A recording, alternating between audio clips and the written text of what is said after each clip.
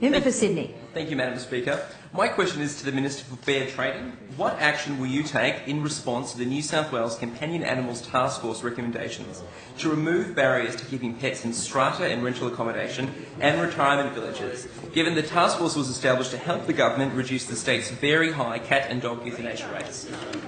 Thank you. I call the Minister for Fair Trading.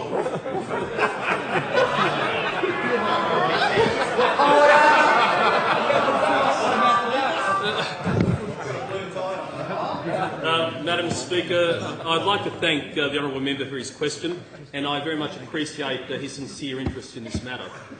I'd also like to take this opportunity to commend the Companion Animal Task Force for its report, particularly my colleague, the member for Charlestown, who chaired the task force in its work.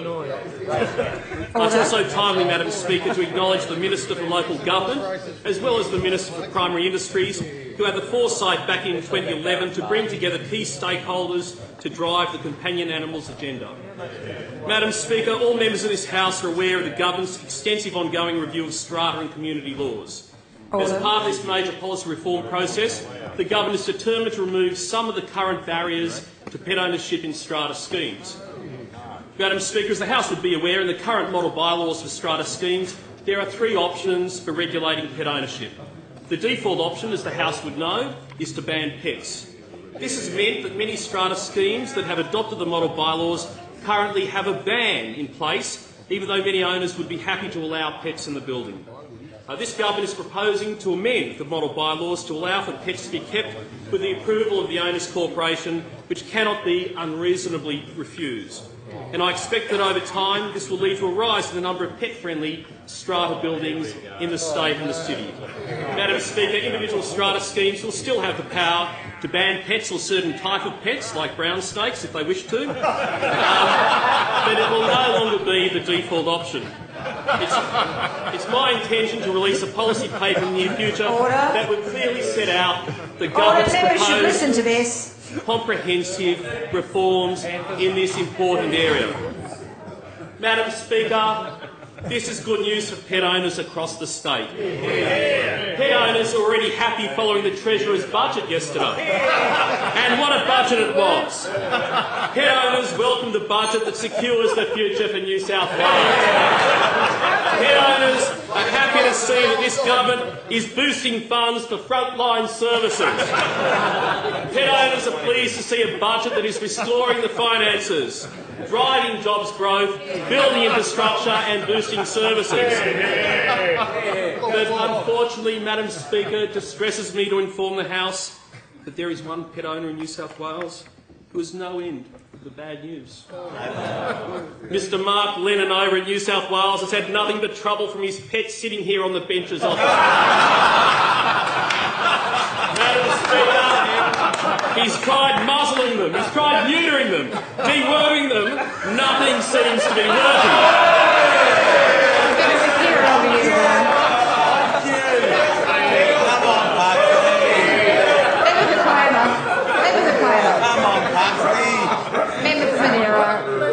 Let's hear the point of order. Member for Kiama, you'll be sitting outside in a minute. Member for Kira on a point of order.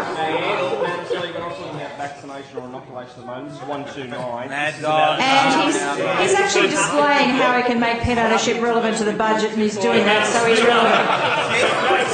Like it or hate it. Sit.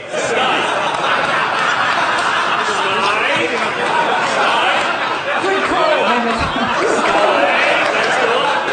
But Madam Speaker, pet owners in New South Wales will be happy with the news that the budget deficit is falling faster than ever.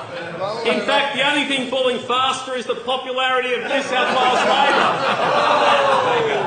And Madam Speaker, if I may reference and source news poll data as presented in this document, here we have Premier Rees. Things are going well. They're going well. Member for Sydney.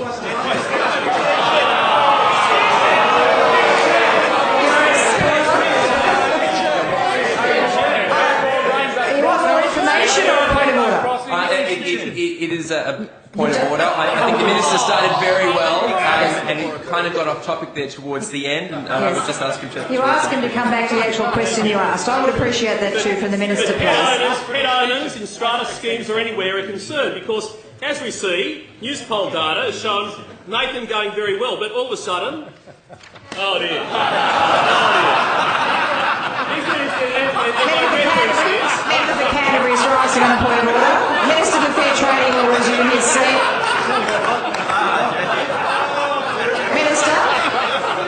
Minister. Member for Canterbury on a point of order.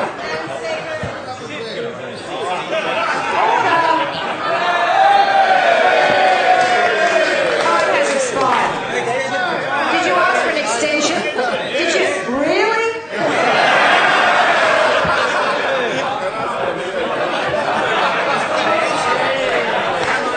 Madam Speaker, in the hope that the Minister will return to the question, can I seek an extension? Could I discourage you?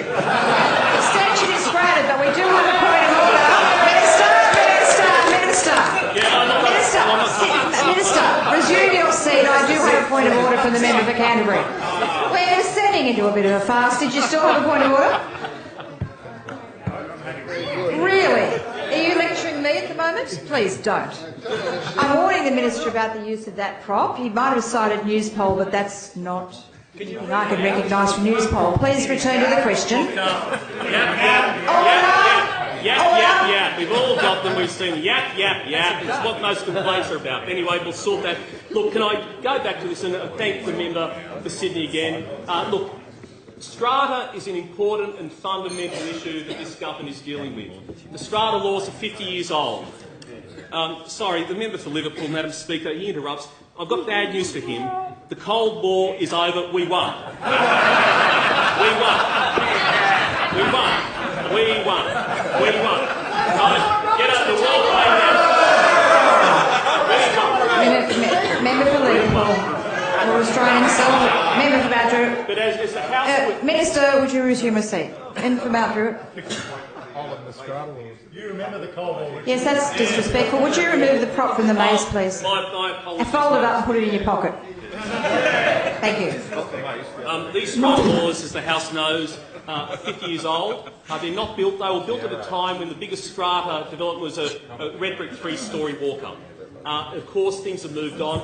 This government's tackled a very hard issue here. It is a knock-down rebuild of strata. And as we see the development of these new vertical villages, it's important that people are allowed to work together, to live together in a way that we get away from the traditional pets parties and parking issues, and we drive forward real reform, real legislation that reflects the needs of the people of New South Wales. And can I say again on behalf of everyone in this House, we are proud to have a reformist Premier. We are proud to have a Treasurer that for the first time in a long time has delivered an incredible budget to the people of New South Wales, be them pet owners or not pet owners. And it's free. Third. But on behalf of those on this House, we will deliver the reforms as needed by the people of New South Wales. Thank you. I call the member for Oakley.